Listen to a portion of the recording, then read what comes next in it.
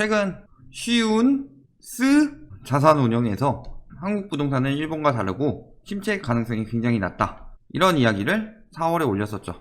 그러면서 하는 얘기가 일본과는 달리 완만한 변화를 보이고 있으며 전세와 보증금을 활용해 주택을 매입하기 때문에 금융정책 변화로 인한 소유주의 대출 부담이 크지 않아 급격한 가격 하락은 없을 것이라고 관측했다 라고 이야기를 했죠. 왜? 주택 수요층인 베이비 부머의 은퇴와 인구 고령화로 그랬는데, 보면은 실제로 일본은 91년부터 생산 가능 인구 비중이 감소하면서 같이 하락했는데 우리나라도 그러지 않겠느냐, 그리고 장기적 침체가 오지 않겠느냐 했을 때 그럴 가능성이 굉장히 낮다, 이런 이야기를 하죠. 일본도 예전에 그 단카이 세대 은퇴하면서 우리나라도 베이비 부머 은퇴가 영향을 줄 것이다, 인구 고령화되고, 그 다음에 우리나라도 지금 베이비 부머 세대인 자식 세대인 에코 세대가 M4 세대로 변해가고 있죠. 그리고 단카이 세대 이후 이 밑에 나중에 경제활동했던 사토리 세대가 역시 많은 것을 포기하는 M4 세대 같은 행보를 보이면서 비슷한 형태로 진행되지 않겠냐, 이런 이야기들이 나오는데 아니다 라고 하니까 한번 분석을 한번 해봅시다. 첫 번째, 국내 주택시장 침체 가능성. 전세 보증금의 활용으로 버틸 수 있다. 그렇죠. 그 다음에 급격한 정책금리의 인상과 인하. 금융정책과 전세보증금 활용으로 다르다. 전세보증금 활용. 근데 여기서 굉장히 잘못 생각하고 있는 게, 자, 일본은 정책금리의 급격한 인상과 인하가 영향을 줬죠. 근데 우리나라는 이 영향이 적다. 제가 이거 늘 말씀드렸어요. 그러니까 여기서 그냥 알고도 그러는 건지 아니면은 정말 모르고 그따위로 분석했는지 모르겠는데, 금융정책과 전세보증금의 연관이 엄청나게 큰 게, 우리나라 같은 경우는 전세보증금이 있죠. 전세보증금으로 갭투기하는 수요들이 태반이더라.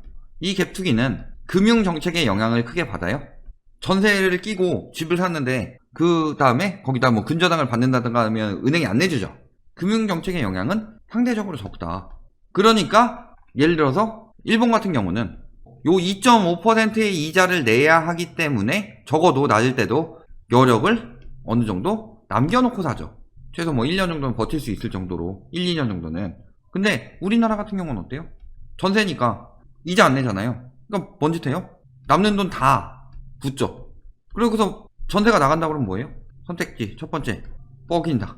나간다고 하는데 다음 세입자가 안 들어와서 못 돌려주겠어요 하고 뻐긴다. 아니면 두 번째, 대출 받아서 내보내고 다음 세입자를 구한다는데, 이 대출을 받아서 전세 세입자를 내보내려면 적어도 60-70%는 받아야 되죠. 전세가율이 이 정도 되니까. 그러면은 이 60-70%의 대출이 나왔던 게 안 나오게 되는 게 더 큰 문제가 되겠죠. 나가는 건 둘째치고 급격히 큰 돈이 필요하진 않잖아요. 일본 같은 경우는 내는 돈에 대해서 여력을 남겨놓긴 하지만, 예를 들어서 10억짜리 집에다가 자기 자본이 뭐 한 8억 이상은 들어갈 거 아니에요. 보증금 빼더라도. 일본 같은 경우는 이렇게 해야 되니까 대출 규제의 영향도 있지만 자기 자본이 어느 정도 가지고 있는 사람들이 들어가는 거고, 거기에다가 이자 낼 여력만 만들면 되는데, 우리나라는 자기 자본 개뿔도 없는 인간들이 전세로 한다. 그러니까 어떤 상황이 돼요? 물론 이때는 저기 LTV 120%나 내줘서 이쪽도 개뿔도 없는 사람들이 사긴 했지만 이거 이자 낼 여력은 남겨놨는데, 우리나라는 그걸 안 하잖아요. 그러니까 우리나라는 전세 빠지는 거, 역전세 나는 게 굉장히 큰 위험이기 때문에 얘랑 떼어놓고 보면 안 되죠. 그래서 전세 보증금으로 오히려 역전세가 나거나 혹은 보증금 사고가 나는 경우 전세 보증보험이 들어가죠. 얘들한테 안 돌려줄 수 없잖아요. 뻐길 수 없잖아요. 제가 지금 이거 꼭 하라고 하는 이유가 원금 지키기 위해서인데, 요거를 해놓고서 세입자가 들어가면은 요청하면 되잖아요. 그러면은 그 전까지는 60에서 70% 정도를 전세금을 주택구매자금으로 활용하는 경우가 60% 이상이라고 그랬어요. 2014년에. 그 이후에 더 늘어났겠죠. 투기가 더 늘어났으니까. 대출이 가능했다. 초이노믹스로. 그랬을 경우는 보증금 사고 안 내고 이걸로라도 어떻게 메꾸겠지만, 지금 상황은 어때요? 많아봐야 40%죠. 1주택자더라도. 다주택일 경우 0%고, 규제지구의 경우. 이 상황에서 지금 뭐 금리가 낮은 게 금리가 0.75% 이게 중요해요? 이게 중요한 게 아니다. 금리 영향보다 대출 총액의 영향을 훨씬 더 많이 받는다. 이걸 꼭 기억하셔야 되는데 저 따위로 분석을 해놓는 거죠, 지금. 그러니까 첫 번째, 이제 역전세 문제도 있고 전세 보증보험 문제도 있고, 추가로 지금 검토하고 있는 거 뭐예요? 임대사업자가 보증금 사고 냈을 경우 임대사업자 취소시키고 플러스 환수한다고 그랬죠. 그러면은 9.13 이후의 한해들은 괜찮아요. 9.13 이후의 한해들은 어차피 그 혜택 받은 것도 많지도 않을 테고 토해낼 것도 얼마 있지도 않고 취소되더라도 그렇게 죽을 맛은 아닐 텐데, 9.13 이전에 한 인간들, 지금 이 임대사업자에 대해서 얘네들은 어떻게 돼요? 취소되고 환수되면은 장난 아니죠. 집 다 날아가게 생기죠.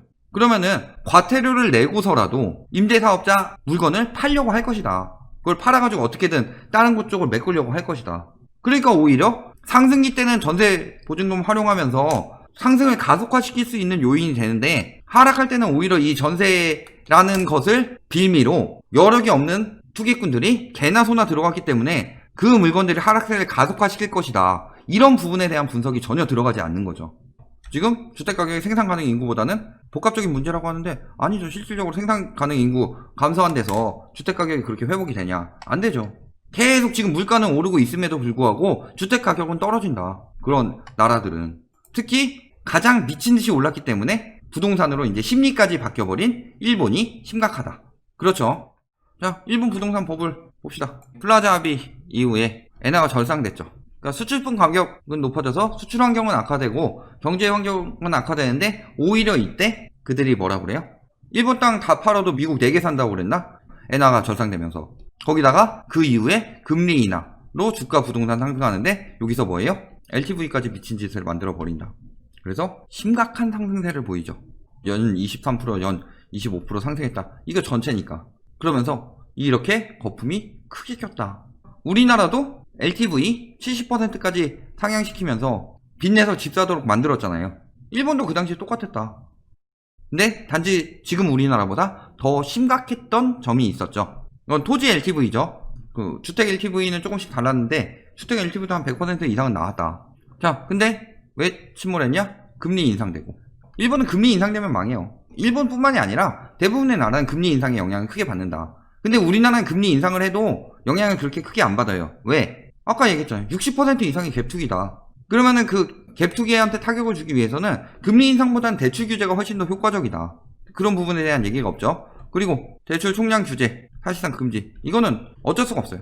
그러면서 이후에 그 연간 100만원 이상의 착공이 들어갔기 때문에 그렇다. 그러면서 일본은 이거에 너무 크게 되었기 때문에 부동산이 안전자산이 아니고 엄청난 리스크를 가진 자산이다. 그렇기 때문에 일본에서는 부동산으로 가격 띄우려는 시도를 안 하게 되더라. 그렇게 됐죠. 이것 때문에 경제가 작살이 났으니까. 당시 얼마나 올랐냐? 이거 저희 저번에 다른 영상에서도 얘기했었죠. 1980년대 초 2,500만원에서 거품 붕괴 직전인 1991년 7천만원으로 치솟았다. 거의 한 10년간 2.8배 된 거죠. 그런데 우리나라는 어떻게 돼요? 2013년 8월부터 2020년 2월이 정점이었죠. 서울 같은 경우 평균 매매 가격 보면, 그러면 어떻게 돼요? 아까도 도쿄 평균 매매 가격이었으니까 1.79배. 일본 같은 경우는 120개월간 2.8배다. 그럼 거의 1.5배, 기간도 1.5배 정도 차이 나고 배율도 1.55배 정도 차이 나죠. 거의 비슷하다. 기간 대비 상승폭은 일본이랑 거의 비슷하다. 그러니까 일본 버블이 엄청난 것처럼 이야기하고서 그때는 뭐 일본 집값이 미쳤었어 하는데, 지금 우리나라 집값이 그 일본 버블같이 미쳤었다. 최근 몇 년간. 근데 인정 안 하죠. 아직도 입지에 비해 저평가 이딴 개소리나 날리고 있죠. 초이노믹스 하면서 이렇게 쭉 나오죠. 자, 그 다음에 인구 추세 어때요? 일본의 경우 총 인구는 언제부터 줄었다? 2008년쯤인가 그때쯤부터 줄었을 거예요. 그런데 생산 가능 인구는 그 이전부터 줄고 있었다. 그렇죠? 그리고 고령 인구는 꾸준히 증가하고 있죠. 우리나라는 어때요? 쭉 상승하다가 최근 작년 11월, 12월부터 꺾였죠. 그리고 생산 가능 인구는 그 이전에 꺾이고 있더라. 그리고 고령화 인구는 증가하고 있다. 일본에 여기쯤 따라온 거죠. 여기쯤. 그러면은 이 뒤에 앞으로는 어떻게 된 거예요? 인구는 여기쯤 따라왔는데 집값은 여기 상황을 따라온 상황이니까 오히려 집값 거품은 더 심화되었다고 볼 수 있겠죠? 가끔 가다가 제가 여기 독일은 왜 넣어놨냐면은, 아니 고령화된 독일은 아닌데 왜 일본만 자꾸 비교를 하냐. 독일 같은 경우는 2012년부터 이민자 정책 받으면서 인구 늘어나잖아요. 수요를 만족하고 있다. 그리고 생산 가능 인구도 외국에서 데려왔다. 근데 우리나라가 지금 막 이민자 정책을 엄청 적극적으로 받고 있나요? 아니죠. 일본처럼 오히려 보수적으로 하고 있죠. 자, 입주주택 일본 엄청 많았다고 그랬죠. 뭐 많을 때는 뭐 160만원 뭐 이런 식으로 들어가서 한 100만원 정도 이상씩은 꼭 유지됐다. 일본이 100만원 이상으로 유지하면은 우리나라는 인구 규모로 따져봤을 때 3분의 1 조금 넘는 수준이니까 40만원라고 기준을 잡고, 40만원 기준으로 우리나라는 주택 공급이 적냐, 인허가 물량 보면. 버블 졌는데 우리나라 지금 초이노믹스 2014년부터 버블 꼈다고 하니까 이때부터 전후로 비교해 봤을 때 어때요? 이 상황이랑 비슷하죠. 공급 많다. 일본 못지않게 많다. 인구 대비로 봤을 때. 늘 얘기하는 오로지 금리 그리고 전세제도라고 이야기하는 거 외에 다른 부분을 보면 굉장히 비슷한 게 많죠. 자, 그 다음에 일본 금리를 왜 올렸냐, 대출 규제를 왜 들어갔냐 라고 생각해보면 그 당시에 바젤 1이 시행됐잖아요. 블랙 먼데이 이후 일본, 영국, 싱가포르, 홍콩 등 해가지고 바젤 1이 논의가 됐죠. 그래서 바젤 1에서 핵심은 뭐예요? 일단 다른 건 다 둘째치고 은행이 자기 자본 비율 8%를 맞춰야 되는데 LTV를 120%씩 내준 일본의 은행이 자기 자본 비율을 8%를 가지고 있었겠어요? 없죠. 그러니까 금리를 인상하고 대출 규제를 하고 그렇게 들어갔던 거다. 바젤 1 때문에. 우리나라 규제는 어떻게 될까요? 지금 상황 바젤 2를 지나서 바젤 3를 하려고 하고 있죠. 우리나라 하반기에 바젤 3 시작되잖아요. 경제 위기니까 기업에 대한 거는 2023년 이때쯤 한다고 그러는데, 기업에 대한 건 1년 연장한다고 하는데 가계에 대한 건 오히려 올해 7월로 땡겼죠. 임박했다. 그래서 뭐가 들어온 거예요? 올해 초에서 예절 규제 들어와서 가계부채를 억제하고 있잖아요. 규제상으로도 지금 비슷한 상황이다. 그 다음에 가계부채, 일본의 가계부채도 당시 LTV를 미친듯이 내주면서 폭증하죠. 그리고 우리나라도 요때는 IMF 극복하면서 할 때였고 2015년 초이노믹스 이후 폭증한다. 가계부채도 위험 수준까지 올랐다. 일본 그 당시에 GDP 대비 80%도 안 됐는데 위험했죠. 물론 일본의 부동산 투기의 핵심은 가계보다는 기업이니까 기업 부채도 기하급수적으로 늘어났는데 부동산이 오르니까 사람들이 살고 있는 집도 막 매입하잖아요. 개인들도. 그래서 개인 가계부채도 엄청나게 늘어났다. LTV 120%로 했어도. 근데 80%도 안 받았다. 얘네는. 그래도 위험이 왔는데 우리나라는 LTV 70%만 했어도 미친듯이 가계대출 받아가지고 93% 넘게 나왔다. 그러니까 LTV 억제 들어간 거고 증감률을 이렇게 줄인 거죠. 15년 초이노믹스 이후에 엄청나게 증가하잖아요. 가계부채 증가도 오히려 가계부채 부분은 우리나라가 더 심하죠. 자, 거기다가 젊은 세대들이 생산 활동 인구들이 어떻게 생각하고 있냐? 집을 안 사요. 우리나라 같은 경우 그래도 뭐 30대들 사는 사람들은 생기는 거 막차 타는 경우도 있는데 포기한 사람들이 많다고요. 한국의 삼포, 일본의 사토리 세대 보면은 득도한 세대라고 말은 하고 있지만 뭐예요? 돈벌이나 추세에 관심 없이 현재 직시에서 인정하고 적응하는 세대. 잃어버린 20년 겪으면서 1980년대 후반 이후 태어난 세대 해가지고 뭐예요? 결혼, 출산, 취업 다 포기하고 알바해서 돈 벌어서 먹고 살고 자기 그냥 할 거 즐기고 한 달 알바하고 뭐 두세 달 먹고 살고 뭐 이런 상황이다. 그래도 사토리 세대는 일본 같은 경우는 그래도 그 청년들을 찾는 곳이 많기 때문에 그런데 우리나라 같은 경우는 사토리 세대보다 더 심각하죠. 이거를 노력해도 포기할 수밖에 없는 상황이잖아요. 그러니까 얘네는 아예 안 살려고 돈 벌면 집 살 수도 있는데 그 짓거리 안 한다면은 우리나라는 지금 거품이 아직 빠지지 않고 거품이 가득 꼈기 때문에 노력해도 집을 못 산다죠. 그래서 우리나라 그 삼포 세대들이 뭐 하고 있어요? 일본 사토리 세대랑 똑같은 소확행 이런 거 찾고 있잖아요. 모을 생각 안 하고 그냥 결혼 포기하고 출산 포기하고 나 혼자 먹고 살 수 있으니까 월세 내고 좀 취미 즐기면서 살겠다. 이런 게 늘어나고 있죠.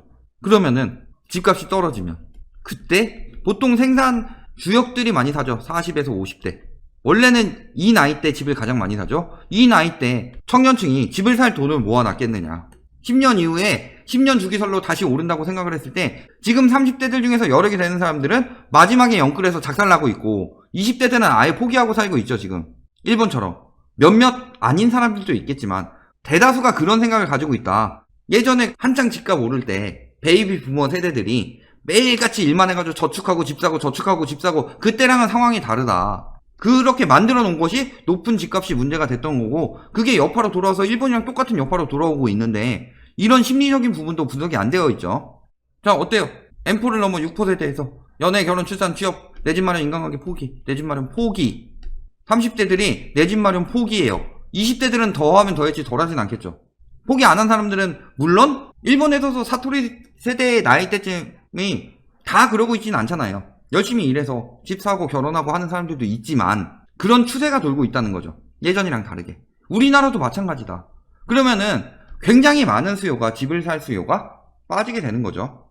그러면은 옛날처럼 우리나라는 10년 주기설로 다시 오를 것이냐. 생산활동 인구도 줄었는데 포기하는 세대도 늘었는데 10년 주기설로 다시 오른다? 이게 더 합리적이에요? 아니면은 일본처럼 포기하는 세대 늘었고 생산활동 인구가 줄었다. 그러면 나중에 집을 사줄 수요가 굉장히 감소하게 되는 건데 그렇게 되면서 일본처럼 잃어버린 10년, 20년이 가느냐. 어느 쪽이 더 흡사한지는 볼 수 있는 거잖아요. 그래서 결국 어떻게 됐어요? 거품 붕괴, 공포, 여전한 일본 부동산 시장, 고령화로 빈집 늘어났다. 그렇죠? 아베노믹스로 회복세를 보였다. 일본 집값 최근에 다시 오른다고 해서 일본도 결국 다시 오른다. 이거 아베노믹스로 한 거죠. 거의 국가부채 200% 넘게까지 올리면서 거의 뭐 화폐를 2배 가까이 막 늘렸는데도 집값은 2배로 안 뛰었다. 쬐끔 뛰었다. 쬐끔. 그래서 뭐 일부 지역은 거품 경제까지 회복되었고 50% 가량 하락했다. 이딴 개소리를 날리는데 제가 예전에 영상 분석해 놓은 거 보면은 절반은 무슨 4분의 1로 떨어졌어요. 가격 지수가. 그 중에서 회복돼도 3분의 1 수준이었어요. 근데 무슨 일부 지역이 뭐 거품 경제 수준으로 회복했고 되도 않는 소리 하지 말라고요. 그나마 좋게 써주고 있음에도 이 정도예요. 그런데 아베노믹스로 화폐를 아무리 찍어서 하더라도 금방 다시 약해진다. 부동산으로 이제 투기하는 사람들이 줄어들면은 금방 회복된다. 그리고 우리나라도 젊은 세대 생산 가능 인구는 부동산 투기를 원하지 않고, 그렇다고 나이 많은 세대들은 부동산 투기를 원할 수도 있지만, 집값이 폭락하더라도 원할 수도 있지만 사줄 생산 가능 인구가 없다. 그러니까 부동산 투기가 활성화가 안 된다. 왜 일본 같은 침체가 오느냐 안 오느냐는 볼 수 있겠죠. 거기다가 뭐예요? 단카이 세대가 75세를 훌쩍 넘기면서 상속 물건과 빈집이 대규모로 쏟아져 나올지 모른다 라고 하죠. 그리고 지금 하락해서 10년 주기설을 봤을 때 10년 뒤에 베이비 부머의 나이대가 이 정도죠. 굉장히 비슷하죠. 거기다 일본 띄운 것 중에는 있었죠. 중국인들이 샀는데 부동산 급감했다. 중국인들이 우리나라 산다고 막 우리나라 뭐 중국인들이 엄청나게 산 것처럼 얘기하는데 얼마 안 샀죠. 제가 그거 영상 있어요. 우리나라 그 중국인들이 산다고 뭐 얘기했는데 얼마 안 샀죠. 근데 일본은 엄청 많이 샀다. 그럼에도 안 올랐다. 나중에 중국인들이 와가지고 에세이파킹 한다고 해서 집값이 다시 오르냐? 결국은 자국민들이 사줘야 돼요. 얼마 오르지도 않았는데 매입 건수가 감소하니까 결국 다시 떨어진다. 그렇죠? 신축 아파트 판매도 27년 만에 최저 찍고 있다. 잃어버린 20년 이상이다. 그런 상황이죠. 우리나라 지금 똑같이 맞고 있죠. 위기는. 오히려 거품 낀 상황에서 맞았기 때문에 더 크게 문제가 될 수 있는 상황이죠. 핵심은 이거죠. 인구 감소 및 생산활동 인구 감소. 주택 보급률은 앞으로 예측이 이렇게 될 것이다. 서울 공급 부족이요? 90%대니까 10년 후에도 그럴까요? 전 10년 후에 3기 신도시로 오히려 인구는 빠지고 그 다음에 1인 가구 증가는 한계가 있을 것이고 결국에는 가구 수도 감소로 다가올 것이다. 그거는 10년 내에 필연적으로 일어날 일이에요. 그런데 주택은 늘어나죠. 그러면 서울도 공급 부족이냐? 주택 보급률 넘쳐요. 결국은 인구 감소는 주택 수요 감소로 주택 가격 하락으로, 이 이야기는 늘 얘기했던 거고, 생산 활동 인구 감소와 부동산 거품 붕괴가 맞물리면서 집값이 하락했다. 그러면은 쉬운 이땡스 거기 자산 운용에서 그래도 집값은 오른다라고 분석하는 거랑 이렇게 하나하나 다 비교해 봤을 때 차이 나는 거, 거기서 얘기했던 거 전세제도 그리고 금융상황. 근데 금융상황은 전세제도 때문에 오히려 일본처럼 금리의 영향을 많이 받지 않는다는 점까지 분석이 들어갔죠. 그러면 실질적으로 앞으로 하락세가 이어질 것으로 보는 게 맞겠죠. 일본 같은 침체. 결론, 공통점 뭐예요? 첫 번째, 주택가격 상승률 상승 폭이 비슷했다. 두 번째, 인구는 줄고 생산 가능 인구는 역시 줄어들고, 여기서 실수요가 줄어들고 그 다음에 집을 살 수 있는 여력이 되는 수요들도 줄어들죠. 추가로 고령화 인구는 늘어난다. 고령화 인구가 늘어난다는 건 무슨 뜻이에요? 그만큼 복지에 대해 예산을 더 많이 편성을 해야 되고 생산 가능 인구는 줄어드니까 이 여력은 더욱 떨어지는 거죠. 그 다음에 세 번째, 주택 공급이 우리나라가 일본에 비해 적다? 인구 대비로 생각해 봤을 때 항상 일본 못지않죠. 네 번째, 일본은 그 당시에 바젤 1으로 금융규제가 들어왔다면 우리나라는 지금 바젤 3의 금융규제가 들어오고 있다. 다섯 번째, 일본도 버블 직전에 120%까지 LTV를 급격히 올린 것처럼 우리나라도 버블 시작되는 70%로 LTV를 급격히 올렸다. 물론 시대의 차이에 따라서 이렇게 된 거죠. 우리나라는 이미 바젤 2까지 적용받은 상황이었으니까 올릴 수 있을 만큼 최대한 올린 거잖아요. 여섯 번째, 가계부채는 우리나라가 더 심각하죠. 일곱 번째, 지금 앞으로 경제를 이끌어 나갈 청년 세대가 일본은 사토리 세대로 집에 관심 없다, 포기했다. 우리나라는 어때요? M4 세대로 집을 아예 포기하고서 소확행 이런 거를 많이 하고 있다. 자, 그럼 차이점은 뭐예요? 첫 번째, 금리죠. 금리, 기준금리. 하지만 제가 얘기했듯이 이거는 전세로 인해서 우리나라 투기꾼은 금리보다 대출 총량의 영향을 더 많이 받는다. 두 번째, 일본은 지금 아베노믹스로 다시 살아났었죠. 부동산이 가격이 올랐었죠. 그런데 일본의 경우는 이게 기축통화니까 가능하죠. 돈 찍어내는 게. 근데 우리나라는 기축통화가 아니죠. 결국 이런 방식으로 극복할 수가 없더라. 자, 그러면 여러 가지 영향을 봤을 때 금리 급상승이 힘든 거 말고는 다 일본이랑 비슷한데 금리 상승은 없지만 그럼에도 불구하고 여력 감소는 일어나고 있죠. 유동성 안 돌고 있죠. 금리 상승이 없었음에도 불구하고. 일본은 금리 상승 때문에 여력 감소가 일어났고 유동성이 안 돌아서 떨어진 건데 우리나라는 금리 상승이 없고 오히려 하락하고 있음에도 이 상황이다. 질병 때문에. 그러면은 모든 요건에서 일본 이상으로 만족하고 있는데 일본처럼 하락하지 않는다? 그거는 그들의 바람일 뿐이다. 부동산 자산은 앞으로도 우리나라는 계속 위험 자산이 될 것이고 부동산으로 투기해서 다시 띄우려는 정책은 진짜 웬만하면 나오지 않을 것이다. 크게 뒤어봤기 때문에 이번에. 그리고 소비가 안 돌아서 지금 자영업들이 여력이 많이 감소한 상황에서 높은 임대료와 건물 가격 이런 걸로 인해서 자영업들이 여력이 많이 감소한 상황에서 위기가 다가왔다. 그리고 집값이 폭락했다. 그런데 예전같이 다시 투기하려는 마음이 생긴다? 굉장히 어렵다고 봐야 합니다. 따라서 10년 주기보다는 우리나라는 이번엔 일본식 침체를 따라갈 가능성이 굉장히 높다는 게 저의 결론이고 그 자산운용 분석사에서는 굉장히 단편적인 분석만 했다라는 것이 저의 결론입니다.